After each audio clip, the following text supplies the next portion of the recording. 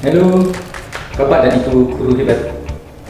PJBL seperti yang kita ketahui adalah sebuah pendekatan pembelajaran yang memfokuskan pada proyek nyata sebagai inti dari proses belajar. Metode ini mendorong siswa untuk belajar secara aktif dengan meneliti dan menyelesaikan masalah yang relevan dengan kehidupan nyata. Sudah barang tentu, masalah yang diangkat adalah yang dianggap bermakna, khususnya bagi masa depan para siswa itu sendiri setelah lulus. Yang kemudian siswa dan siswi dalam proses PJBL ini melaksanakan sebuah penelitian atau mencari solusi dari persoalan tersebut secara bersama-sama. Seperti yang kita ketahui bahwa PJBL, Project Based Learning, itu dapat diterapkan dalam beberapa formatnya. Bisa digunakan untuk proyek penguatan profil pelajar Pancasila atau P5. Kemudian juga dapat digunakan untuk pembelajaran lintas disiplin. Dan kemudian juga bisa digunakan untuk pembelajaran satu mata pelajaran.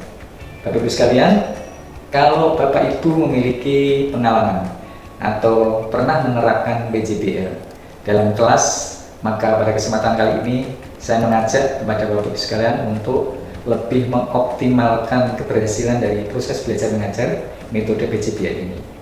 Pada kesempatan ini saya mengajak Bapak Ibu untuk melakukan sedikit langkah manuver seperti video berikut ini, sehingga kita bisa melakukan optimalisasi pembelajaran menggunakan PJBL ini, sehingga hasil yang kita peroleh dari siswa, output yang akan kita peroleh dari siswa itu nanti bisa optimal seperti apa yang kita harapkan bersama. Baik, Bapak Ibu sekalian, maka dalam kesempatan ini sesuai tema yang saya sampaikan adalah optimalisasi pembelajaran metode PJBL pada generasi Z. Selamat mengikuti. Bapak Ibu sekalian yang berbahagia, Bapak Ibu guru yang hebat, seperti yang saya sampaikan bahwa yang kita hadapi sekarang ini adalah murid atau siswa dengan simbol siswa Gen Z. Jadi yang kita hadapi siswa dulu dengan sekarang perbedaannya. Sekarang siswa adalah siswa-siswi, yang kita hadapi siswa generasi Z. Mengapa demikian? Sekarang ini para pelajar atau siswa sudah memiliki kemampuan untuk teknologi informasi yang lebih canggih. Nah, maka dari itu kita harus kenal dulu siapa itu generasi Z. Generasi Z ini memiliki karakteristik. Karakteristik daripada generasi Z seperti yang kita ketahui, yang pertama, para siswa sebetulnya sekarang ini sudah paham tentang digital atau digital natives, atau generasi yang memiliki kemampuan tinggi dalam menggunakan teknologi informasi dan komunikasi. Ini sudah tidak bisa dipungkiri lagi. Dan generasi Z ini juga memiliki sifat-sifat yang kreatif dan inovatif. Mereka cenderung memiliki ide-ide dan gagasan yang lebih cemerlang terhadap sebuah perubahan. Kemudian yang ketiga, generasi Z itu lebih mandiri biasanya. Jadi siswa generasi Z ini biasanya ketika mencari bahan informasi itu mereka mandiri, tanpa harus menunggu informasi bahan dari guru. Inilah yang dikatakan generasi Z memiliki sebuah kemandirian dalam proses belajarnya. Oke, yang keempat adalah generasi Z memiliki karakteristik mereka ini bisa melakukan multitasking, sehingga dia bisa melakukan beberapa kegiatan sekaligus dalam satu waktu. Misalnya mereka bisa WA, bisa chatting dalam WA, kemudian mereka juga bisa melakukan siaran langsung TikTok, dan dia juga bisa melakukan beberapa hal dalam satu kesempatan. Maka yang seperti ini adalah merupakan kelebihan-kelebihan daripada siswa generasi Z yang sadar atau tidak sadar sudah kita hadapi pada saat sekarang ini. Untuk itulah Bapak Ibu sekalian, maka dalam menghadapi siswa dengan potensi Gen Z ini, mari kita gunakan potensi yang ada dalam diri mereka, kemampuan gadget mereka, kemampuan informasi mereka, kemampuan digital mereka, kita gunakan untuk mensukseskan pembelajaran mereka sendiri. dengan metode PJBL yang nanti ketugasannya didukung oleh alat-alat informasi yang mereka miliki. Baiklah Bapak Ibu sekalian, maka pada pembelajaran PJBL untuk generasi Z ini kita akan manfaatkan potensi yang ada pada siswa tersebut untuk meningkatkan pemahaman siswa melalui presentasi video pendek. Jadi Bapak Ibu sekalian, di sini siswa-siswa saya arahkan untuk membuat video pendek yang video pendek itu terkait dengan materi pembelajaran yang ada pada mata pelajaran. Jadi Bapak Ibu sekalian, kita meningkatkan pemahaman siswa melalui presentasi video pendek. Tujuannya adalah untuk meningkatkan pemahaman siswa dalam proses belajar mengajarnya. Untuk meningkatkan pemahaman siswa dalam proses belajar mengajar dapat dilakukan dengan berbagai cara. Salah satunya adalah dari tugas presentasi dengan video pendek. Ini manfaatnya yang pertama adalah pengembangan keterampilan digitalnya. Jadi di sini kita juga mengasah mereka untuk lebih menguasai keterampilan digitalnya. Kemudian dari situ siswa dapat belajar mengoperasikan perangkat lunak dan pengeditan video itu sendiri. Yang kedua, kita memperkenalkan pada mereka dasar-dasar produksi media digital. Dan ini saya kira relevan dengan perkembangan zaman. Pada abad sekarang ini, media digital atau promosi atau produksi video digital itu sangat dibutuhkan untuk teknologi pada zaman sekarang ini. Baik untuk bisnis, itu sangat mendukung sekali. Sehingga pengembangan keterampilan digital ini satu bermanfaat untuk siswa itu sendiri. Maka dari itu Bapak Ibu sekalian, sebelum kita melakukan proyek seperti ini, Bapak Ibu sekalian juga harus menguasai pengembangan keterampilan digital ini. Jangan sampai kita ketika ditanya oleh siswa tidak tahu. Maka dari itu melalui media ini kita bisa belajar bersama Bapak Ibu sekalian. Yang kedua, tugas dengan presentasi dengan video pendek. Ini yang kedua, pembelajaran itu nanti akan lebih aktif. Jadi siswa berperan aktif dalam proses pembelajaran dan mendorong eksplorasi dan pemahaman mendalam terhadap materi.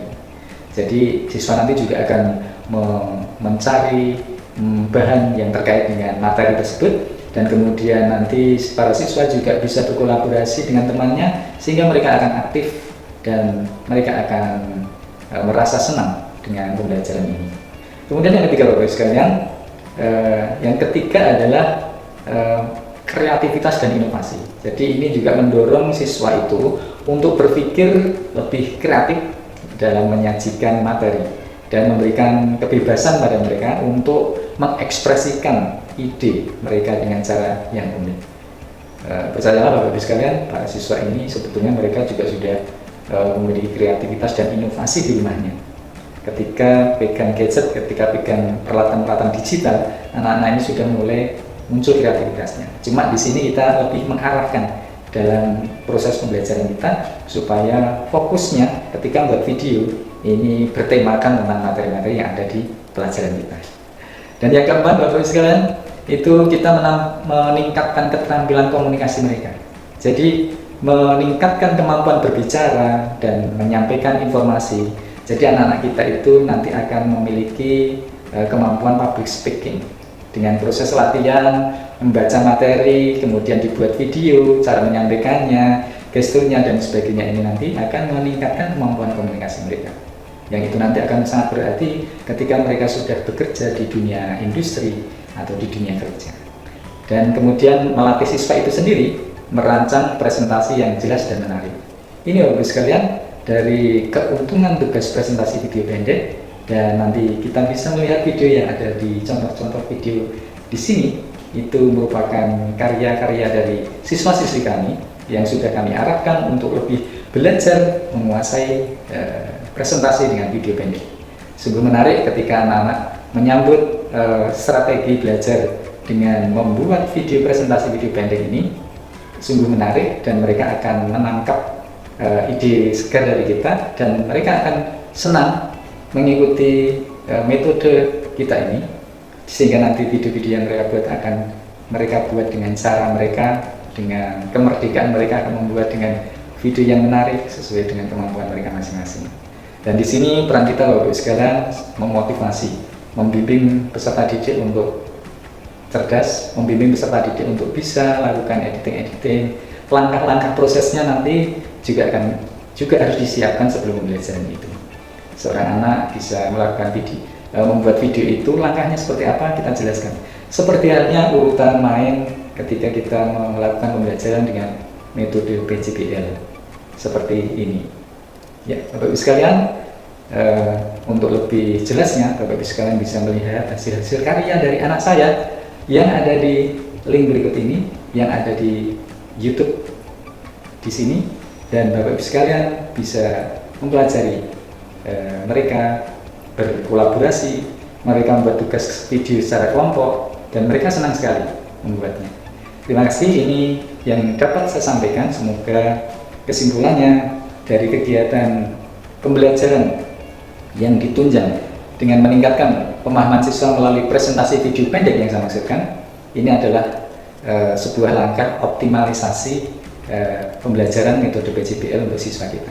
Artinya di sini Bapak Ibu sekalian, kita tidak mulus-mulus saja seperti PJBL yang sudah membuat karya proyek yang berorientasi pada kertas saja, tapi di sini sudah melangkah pada presentasi video pendek, atau sudah model digitalisasi. Jadi kita sudah mengembangkan para siswa dengan kemampuan digitalnya, gitu. Sehingga nanti yang kita harapkan di akhir kegiatan ini adalah kemampuan para siswa, optimalisasi keberhasilan belajar para siswa, paham tentang materi, kemudian bisa menyampaikannya, bisa mempresentasikannya, dan bisa membuat rekaman hasil karya dari pembelajaran tersebut.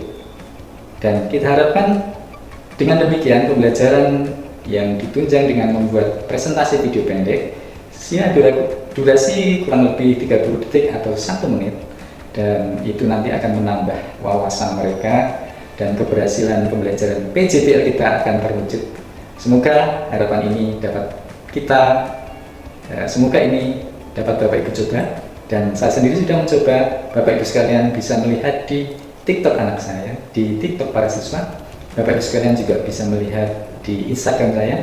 Bapak Ibu sekalian juga bisa melihat hasil-hasil karya mereka di TikTok mereka sendiri, karena di antara siswa kita sudah banyak yang berhasil mencari uang dengan TikToknya. Jadi kemampuan digital, kemampuan membuat video pendek ini sebetulnya akan bermanfaat untuk masa depan mereka. Ya, sambil belajar editing, sambil memahami mata pelajaran, juga nanti akan membekali anak ini atau siswa-siswa kita itu masa depannya, karena mereka akan hidup di era digital. Demikian Bapak Ibu yang bisa kita sampaikan, semoga bermanfaat untuk kita semuanya. Salam hebat para guru Indonesia. Terima kasih.